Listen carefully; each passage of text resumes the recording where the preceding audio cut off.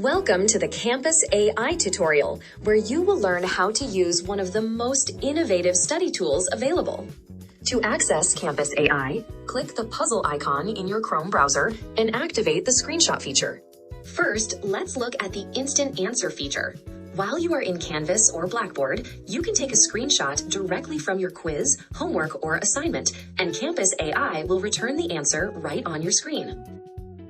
Next, you can take a screenshot of a question and generate practice quiz questions based on that exact content. This allows you to practice similar questions before committing to an answer on the official homework, quiz, or assessment. Campus AI will also tell you whether your answers are right or wrong. Now let's look at how Campus AI provides a tailored explanation for a question.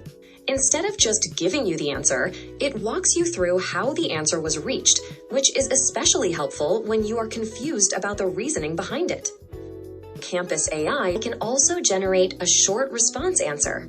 In this case, it can write a few complete sentences that fully answer the question. Next, let's show the personal memory bank.